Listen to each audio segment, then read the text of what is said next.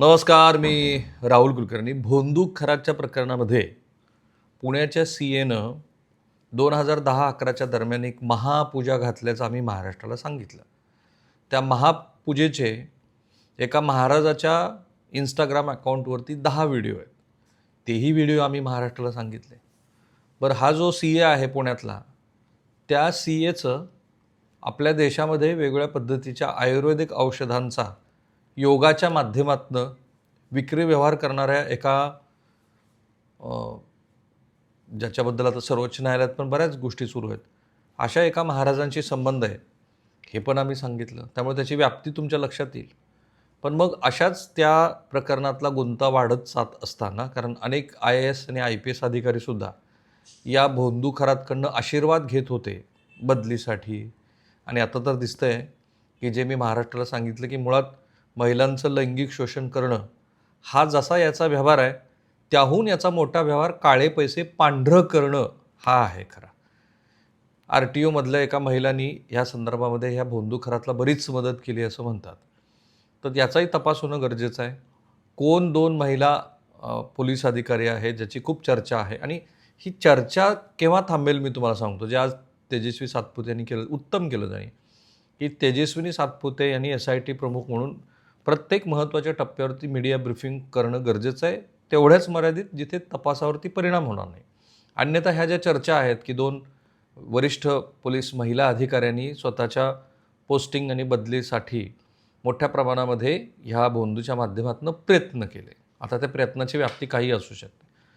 ह्या सीएनी आज पोफळे नावाच्या त्याच बहुतेक पूजेचा संदर्भ देत माझी या भोंदू खरातनं फसवणूक केली म्हणून पोलिसात गुन्हा दाखल केला आहे. खरं तर ह्या सीएचीच व्यापक पातळीवरती चौकशी झाली तर आणखीन एक वेगळंच चौकशीचं दालन उघडावं लागेल असं म्हणतात. एक कुणीतरी सोने व्यवहाराशी निगडीत असलेला की ज्याचा हॉलमार्कचा धंदा आहे दिल्लीतला, तो पण ह्याच्या माध्यमातून गुंतलेला आहे असं म्हणतात. की ज्याचं दुबईमध्ये ऑफिस आहे, मुंबईमध्ये पण ऑफिस आहे, दिल्लीमध्ये एक ऑफिस आहे, आणि त्याच्या माध्यमातून हे काळे पैसे पांढरे करण्याच्या व्यवसायात ही सगळी मंडळी एकत्रितपणे काम करताना दिसतात. आता हे सांगितल्यानंतर आत्ता जी काही माहिती मिळते त्याप्रमाणे फॉरेन्सिकचा एक अहवाल SITला सादर झाला आहे. आम्ही म्हटलं होतं की ह्याच्याकडे 4 मोबाईल फोन आहेत. महिलांना संपर्क करायचा असेल तर वेगळा फोन, अधिकाऱ्यांना संपर्क करायचा असेल तर वेगळा फोन, नेत्यांना संपर्क करायचा असेल तर वेगळा फोन, आणि अगदीच दीन दुबळे गरीब जे आहेत त्यांना संपर्क करायचा असेल तर त्यांच्यासाठी वेगळा फोन. पण आता हा फोनचा जो डेटा आहे तो सगळा पोलिसांनी जमा केला आहे. आणि काय काय आहे बघा त्याच्यामध्ये. त्याच्या फॉरेन्सिक डेटामध्ये वेगवेगळ्या पद्धतीच्या ह्या फोन कॉल्समध्ये 160 GB डिजिटल पुरावा मिळाला. 160 GB. आणि त्याच्यामध्ये ABC नावाचे जे कोडवर्ड त्यांनी दिले, त्याच्यात A म्हणजे खरातनं केलेल्या लैंगिक अत्याचाराचे पुरावे. पोलिसांनी त्याचं वर्गीकरण केलं आहे. ज्यांच्यावरती लैंगिक अत्याचार झाले त्यांचं वर्गीकरण A, त्याच्यानंतर मग वेगळ्या कारणासाठी B, C, D वगैरे असं केलं आहे.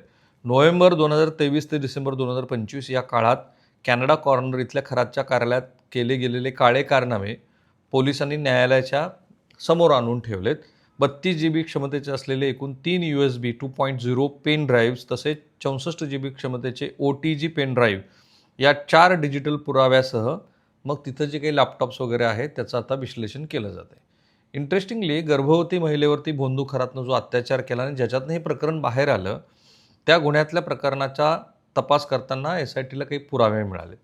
या रजिस्टरमध्ये एक रजिस्टर मिळाले की ज्या रजिस्टरमध्ये हे जे व्हिजिटर्स आहेत त्यांची नावं ही नोंदवली गेली. आणि काही तिथं भेटायला येणारे मंडळी त्याच्यात 10 ते 12 जण असे आहेत ज्यात महिला पण आहेत की ज्या कायम त्याच्याकडे यायच्या.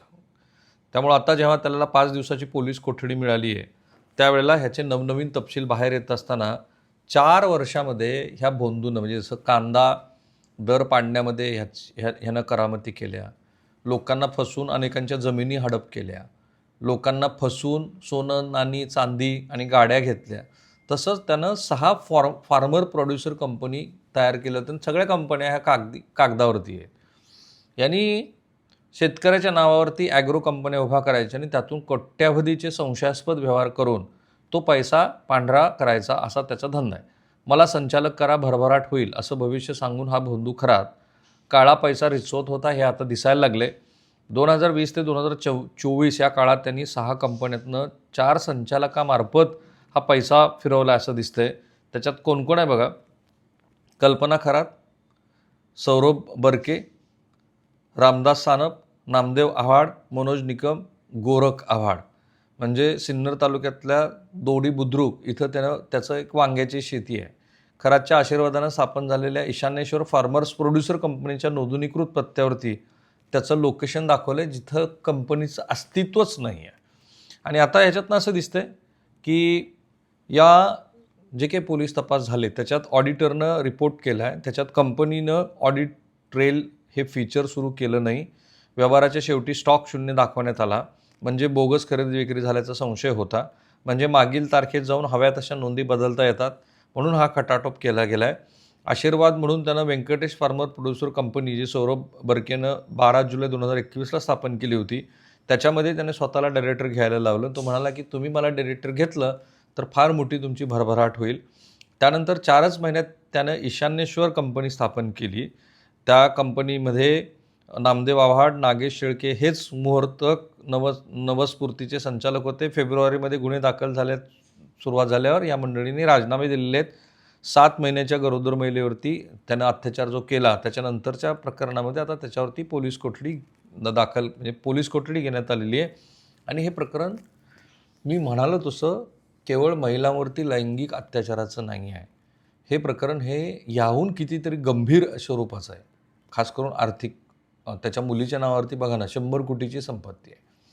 आता काही लोक जे अजूनही असं मानतात, आता मी जाणार आहे बंगालला, ती कुठली काळी जादू ह्या खरातला येत होती. कारण लोकात काय वदंत आहेत बघा.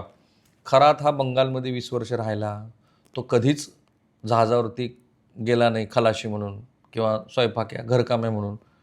उलट तो बंगालमध्ये राहिला आणि त्यांनी काळी विद्या शिकली आणि तिथं काळी विद्याच त्यांनी काही लोकांवरती उलटवल्यानंतर त्याला इतकी बेदम मारहाण झाली की स्वतःच्या लग्नामध्ये त्यांनी स्वतःचा शर्टही काढला नाही, कारण त्याच्यावरती व्रण आहेत वगैरे. सगळ्या धादांत आणि खोट्या कहाणी आहेत.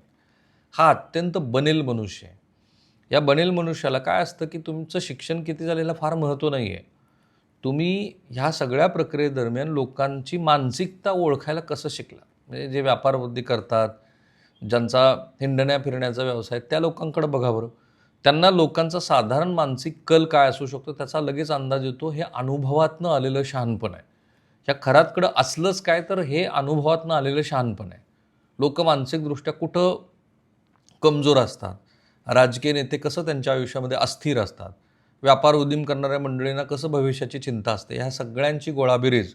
आणि मग ज्या महिला की ज्या आयुष्याच्या जन्मल्यापासून ते मृत्यूपर्यंत प्रत्येक वेळेला पुरुषावरती अवलंबून असतात. जन्मल्यानंतर आईवडील, वडिलांवरती खास करून, थोरला भाऊ असेल तर भावावरती, लग्न झाल्यावरती नवऱ्यावरती, लग्न होऊन मुलं मोठी झाल्यावर मुलावरती, आणि मग मुलांचं लग्न होऊन जेव्हा त्यांच्या सुना वगैरे येतात तर त्यातली नातवंड असतील तर ती नातवंडावरती. असा सगळा ज्याच्या आयुष्याचा प्रवास असतो, तर त्या महिलांची कमजोरी नेमकी यांनी ओळखली होती आणि त्याच्या आधारावरती यांनी एवढं सगळं मोठं हे काय साम्राज्य उभा केलं. फक्त जाता मला एक प्रश्न आहे की आत्ता जेवढ्या म्हणून काही भानगडी बाहेर येत आहेत त्याच्यात नाशिकच कसं काय केंद्रस्थानी आहे. याच्या आधी पण कुठल्या तरी एका हॉटेलमधल्या हनी ट्रॅपची चर्चा झाली. त्याच्यानंतर एकमेकावरती आरोप करणारे राजकीय नेते उत्तर महाराष्ट्रात आपण पाहिले. आता हे भोंदू भावाचं प्रकरण येत असताना अजून एका शैक्षणिक संस्थेच्या एका माणसाचं प्रकरण बाहेर आलं. ते शमतं न शमतं तोपर्यंत ITचं प्रकरण बाहेर आलं. सो काहीतरी असं आहे का की ज्या धार्मिक स्थळाशी निगडीत असलेल्या धार्मिक विधी आहेत त्याच्यातनं लोकांच्या श्रद्धेचा वापर करून एक लोकांना फसवणारी यंत्रणाच तिथं कार्यरत आहे की काय, याचा पण शोध आता घ्यायला हवा पोलिसांनी. थांबूया आपण इथे.